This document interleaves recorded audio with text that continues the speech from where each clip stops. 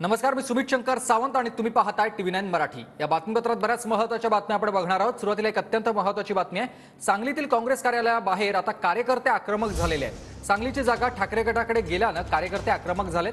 सांगलीची जागा ठाकरे गटाकडे गेल्यानं आपण बघतोय सध्या कार्यकर्ते आक्रमक झालेले आहेत। सांगलीतील काँग्रेस कार्यालयाबाहेर कार्यकर्त्यांकडून जोरदार घोषणाबाजी सुरू झालेली आहे।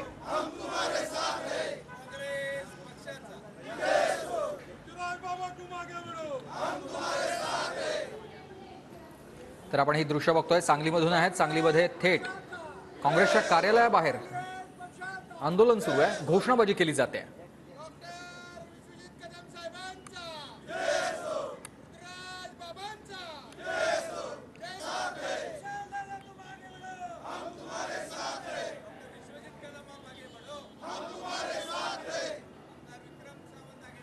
तर ही दृश्य आपण बघतोय, सांगलीतली आहेत।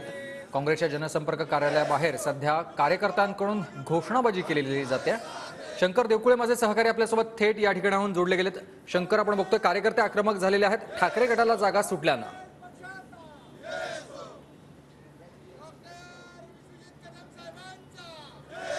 नक्कीच आपण पाहू शकता, आता आपण विशाल पाटील यांच्या कार्यालयामध्ये आहोत आणि या ठिकाणी सर्व आक्रमक झालेले कार्यकर्ते या ठिकाणी गोळा झालेले आहेत।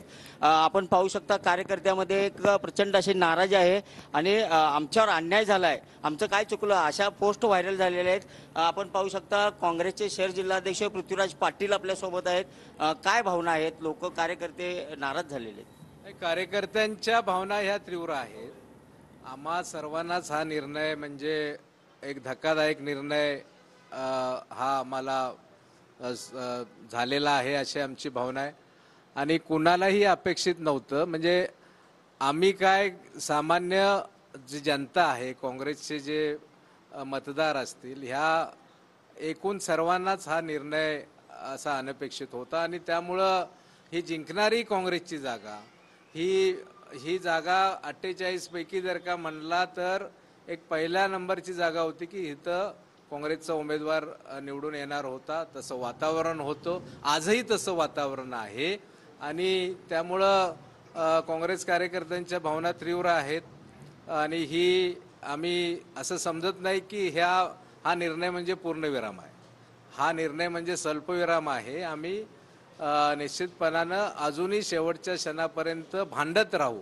आता प्रयत्नशील आग्रही आता नाही, आम्हाला त्या ठिकाणी आक्रमकपणे आम्ही आमच्या पक्षश्रेष्ठींची भांडणार आणि महाविकास आघाडीचे किंबहुना शिवसेनेचे नेते संजय राऊत या ठिकाणी 2 ते 3 दिवस सांगली जिल्ह्याचा दौरा करून गेलेले आहेत। बरोबर, त्यांना ग्राउंड जो रिपोर्ट आहे तो त्यांना सगळा मिळालेला आहे आणि भाजपला ही जागा जायची नसेल तर अजूनही शिवसेनेला आमची विनंती आहे की तुम्ही हा निर्णय मागे घ्यावा आणि काँग्रेसचे उमेदवार। बरोबर, आपण बघतोय कार्यकर्त्यांच्या ह्या सगळ्या भावना आहेत। कार्यकर्त्यांचं म्हणणं आहे की ही जागा काँग्रेसची आहे, ती काँग्रेसलाच मिळायला हवी होती आणि त्यामुळेच कार्यकर्ते आक्रमक आहेत।